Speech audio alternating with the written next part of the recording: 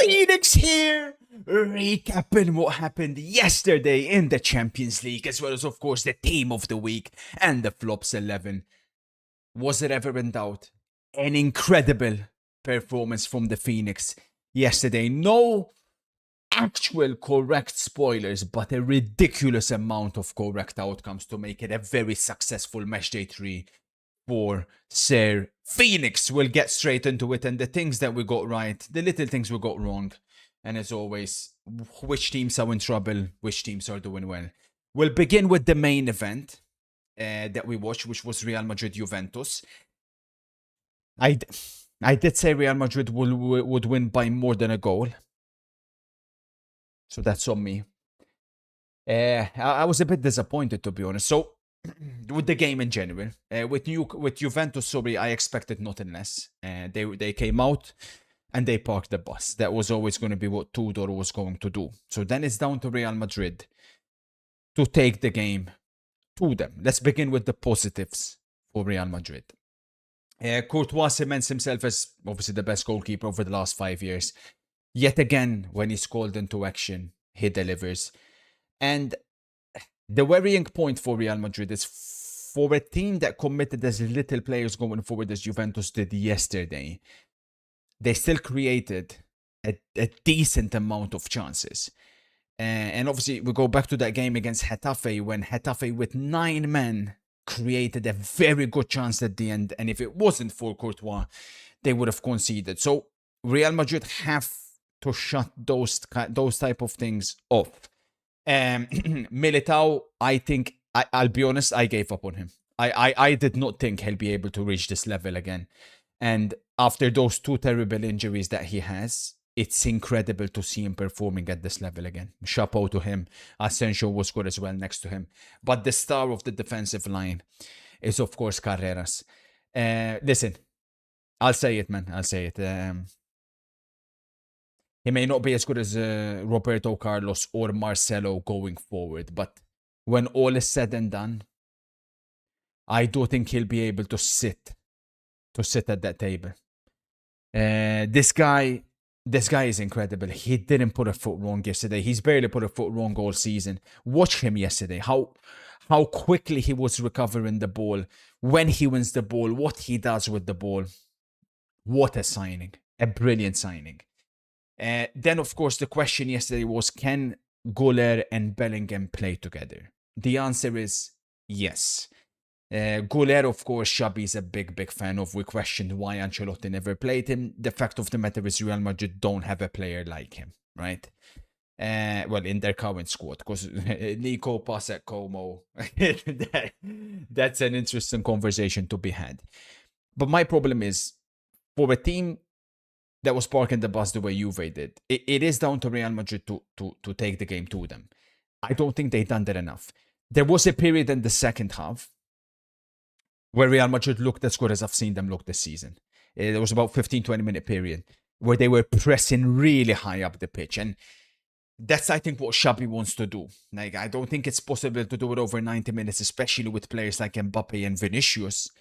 But I think that's what he ultimately wants to do. And when they increase the tempo, they really put Juve under pressure. And immediately, if it wasn't for Di Gregorio, Juventus would have conceded more yesterday. So our analysis was correct. But here's my question that is bugging me. Yesterday, I was getting really irritated. The amount of times Real Madrid have the ball out wide, especially when you're facing a team parking the bus, and there's nobody in the box. Nobody. You cannot play like that. Mbappe, this guy, someone needs to tell him that at the end of the day, you are playing as a number 9, okay? Whether or not you're a traditional number 9 is irrespective. When the ball goes in certain areas out wide, you have to get in the box. They get the ball out wide. This guy's still lurking outside the box. I mean, it's freaking crazy. That's why I say, with the utmost of respect, you can never ever claim this guy's a better striker than Haaland. Whether he's a better footballer, there's a debate to be had. But ultimately, this is why Real Madrid, what I seen yesterday, confirms to me that they're not going to win the Champions League this season. They're not, because they're still missing 2 key elements. They're missing a striker and they're missing a midfielder.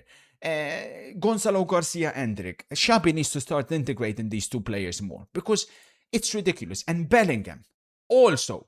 Like, you got the goal by doing the things that you should have been doing before. If Mbappe ain't going to get in the box, then you got to go in the box.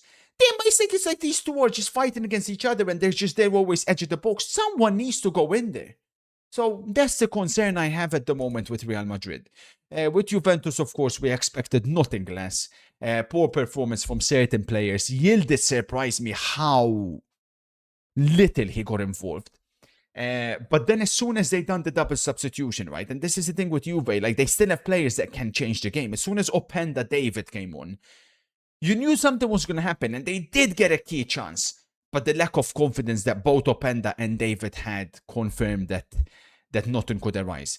Vlahovic, I thought, was really good in the first half, but the problem with him, he got the chance and he was unable to score. Tudor he's just not good enough. That's the reality of it. So that's the problem Juventus have to sort. And the fact that they're almost happy losing just 1-0 tells me everything how much this club has fallen. The last time they went to the Bernabeu, they of course beat them and only got eliminated to that last second Real Madrid penalty, Cristiano Ronaldo penalty. Then, super quickly on the other games, Bayern Munich, I must confess, man, I said minus 1.5. I would not have been comfortable with saying Bayern would win by 2-3, by 3 or more. The fact that they've won by 4 against that solid team like Club Brugge confirms they are undisputedly the #1 best team in the world at the moment. And of course, watch out for this guy right here. We've seen him in preseason. For those that didn't, they got introduced to him yesterday. 17 years of age. I think he's got a really good chance of claiming a starting position, this year. Like, there's definitely something. Obviously, Musiala coming back, but I do think he can overtake Gnabry. I do think he can overtake Jackson in the pecking order, So, very happy for him. Fantastic performance from Leimer, who's having an unbelievable season as well. But Bayern undisputedly the best team in the world. This one, like I told you, I was a bit hesitant because of Chelsea, but like Ajax are so bad. And obviously that red card conditioned things. What a superstar Estevao is. We talked about Leonard Carle. Estevao, 18 years of age.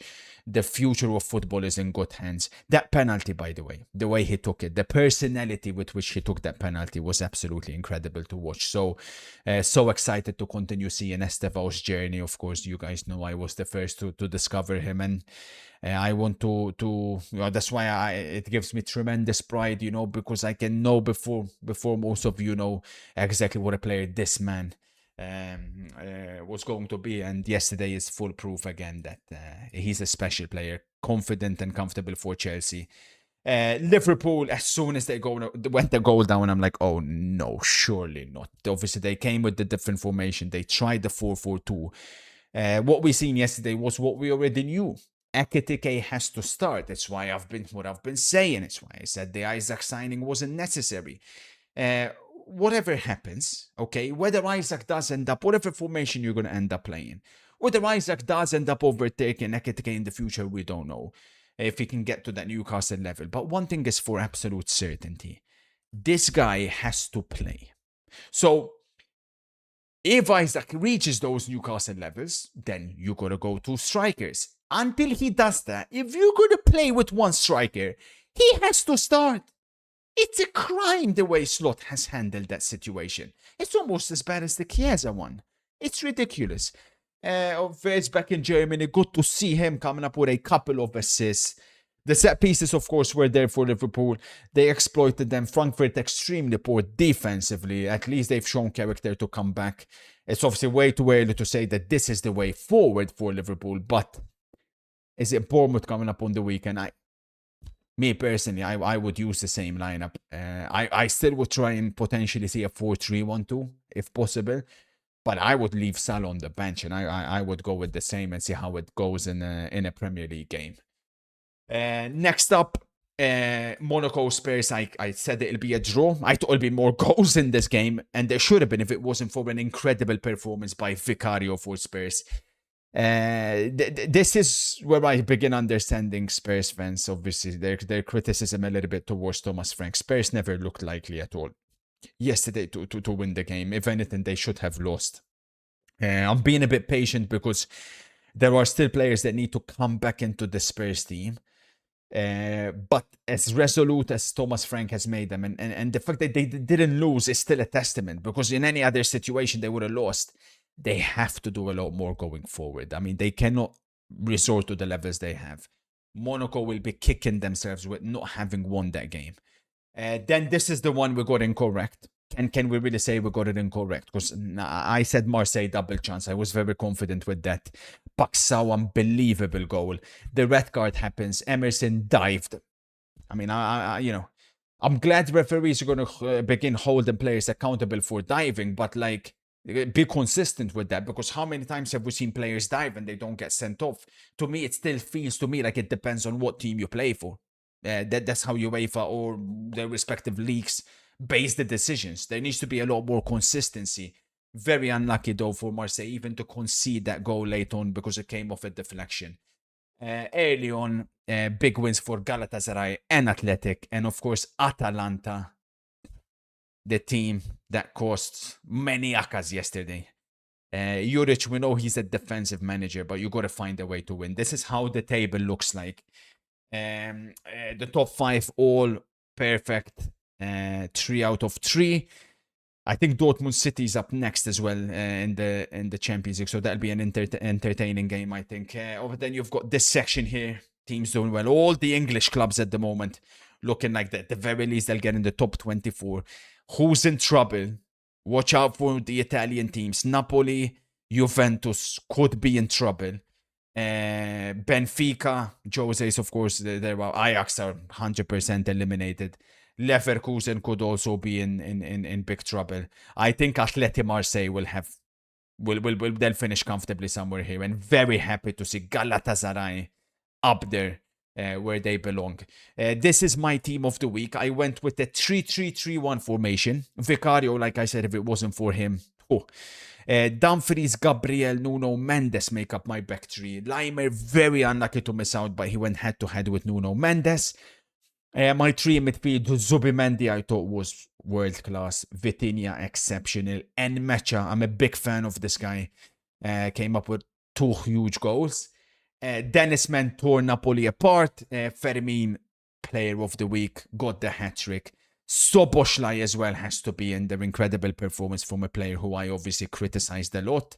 And up front, Victor Osimhen, showing why he's a top 5 striker in the world. I mean, at top 7, top 8, maybe. Some top 7, top 8, I think is easy actually, because top 5 you've got Julian Lautaro. I say top 7. Crazy how, with respect, the Premier League clubs all wanted a striker and they didn't go for him is baffling to me. Flops 11. Obviously, a few Napoli players will show up here. Milinkovic-Savic, disastrous. I think Meret would have done much better. Di Lorenzo, his time has been up for some time now, so Napoli have a problem there. Koch yesterday for Frankfurt was, oh my god, a disgrace. Zabarni obviously got sent off early on. Buongiorno, again a defender, I'd expect so much more from. McKennie, watch him against Real Madrid. How painfully average is this guy? Nico Gonzalez, disappointing against Arsenal. Lookman, horror show yesterday. Yildiz didn't get involved. And the 2 up front, as a common name, Isaac, who we expect so much more from. And Lorenzo Lucca has not had a great start to his Napoli career so far. Let me know anything you disagree with when it comes to the team of the week. Flops 11, I think, as always, we've done a pretty good job. Hugely successful Champions League match day again for us. We'll be attacking this upcoming weekend. As always, the spoilers will go out tomorrow for this weekend's matches. Pleasure as always. I'll catch you guys on the next one. Midas out.